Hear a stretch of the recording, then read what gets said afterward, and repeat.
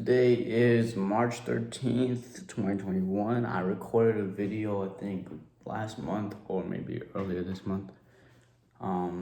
It's March and it's been about 6 months since I've been in North Carolina, the promised land. I haven't really entered any promises besides getting here. I'm kind of in the same situation. I'm in the same situation I was in when we first got here, and even before we got here. Except it was a little different before we got here because I had a job already. So, and by faith, I didn't transfer that job, and by faith, I have stayed home for these past 6 months and kept applying to elevation jobs, and it's kind of been the same thing. My relationship with God is not what it was before I got down here, and I think even when I got down here for the first maybe month or two, and just because I'm human, so it kind of dried out up a little bit because it was just like perseverance, but not really seeing much. I just feel like this whole season has just been like long suffering.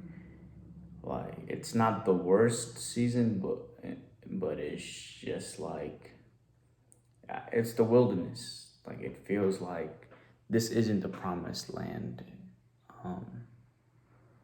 Because I'm still I'm in the same place, and I guess, yeah, I'm still in school, so I'm doing something in reality rather than nothing at all.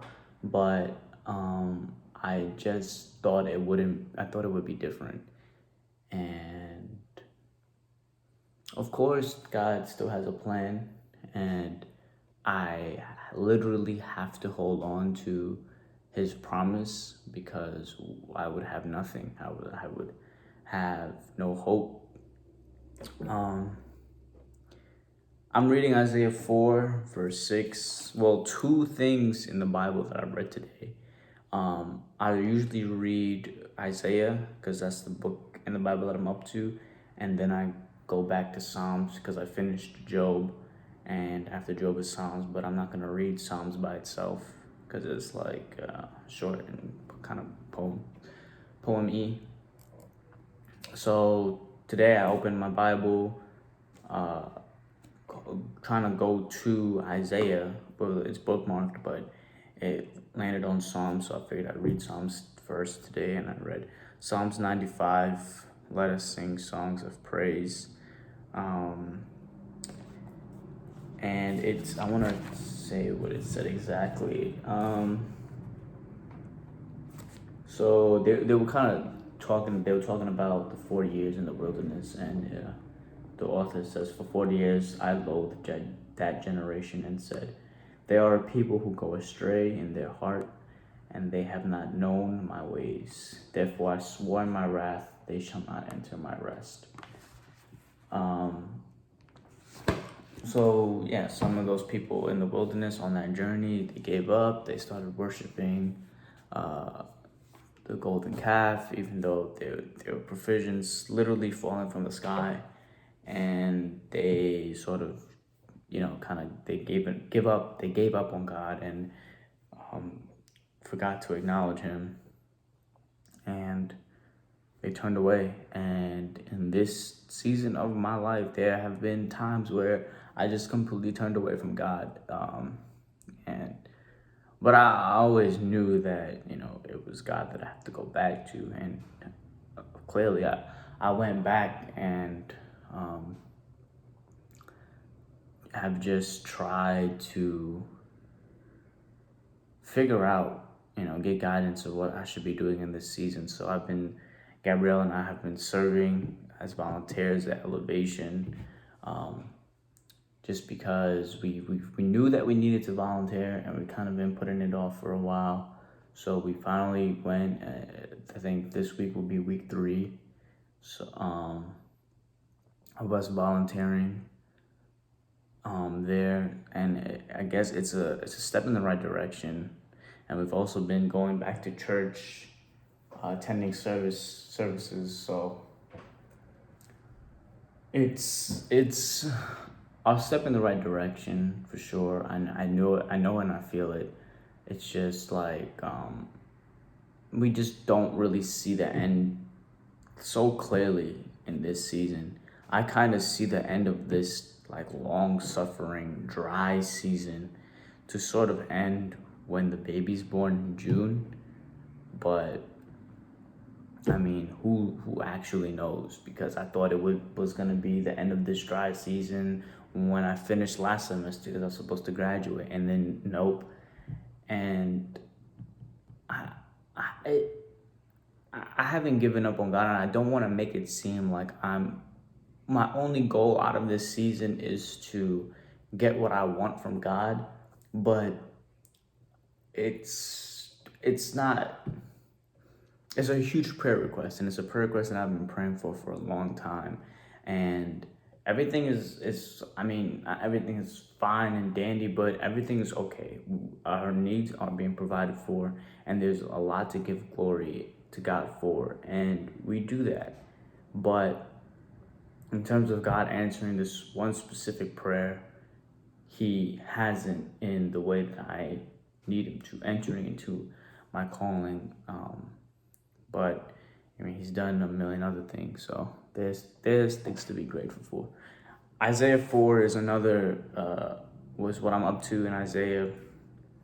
I quoted verse 6, and it says, well, verse 2 says, "The fruit of the land shall be pride and honor of the survivors of Israel."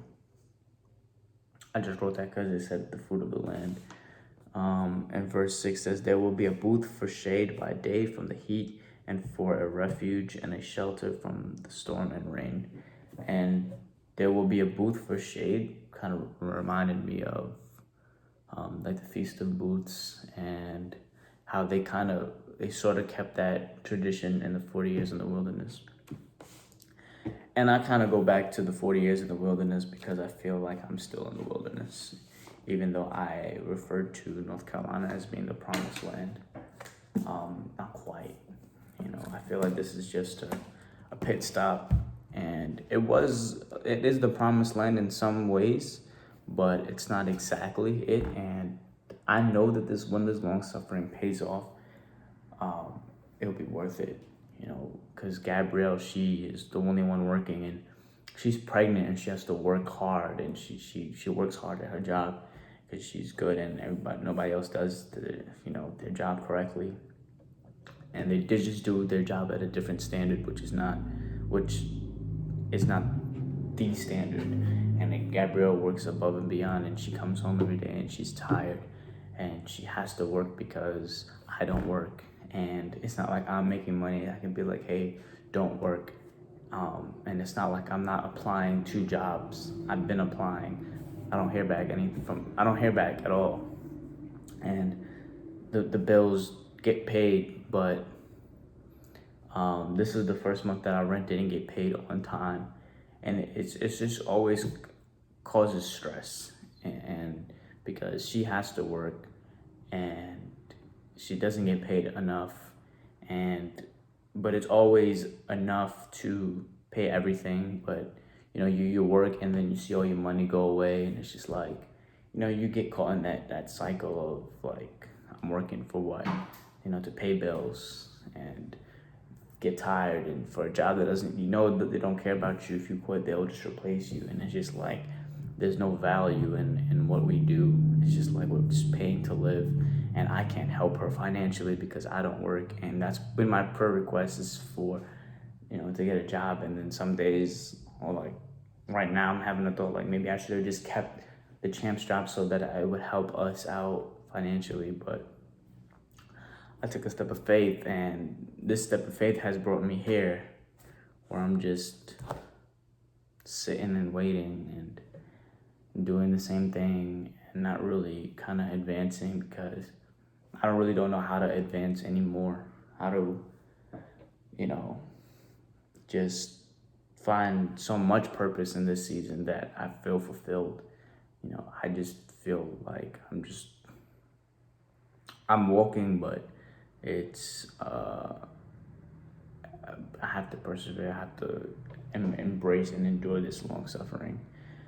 And it's just a really frustrating, annoying, dry season, if I'm being real honest. And um, that's just where I'm at. And, it's just the promised land, but it's not, it doesn't seem like the fulfillment of the promise. So we'll see if anything changes in that. In the meantime, just gotta continue to follow God and stay obedient and try to serve Him.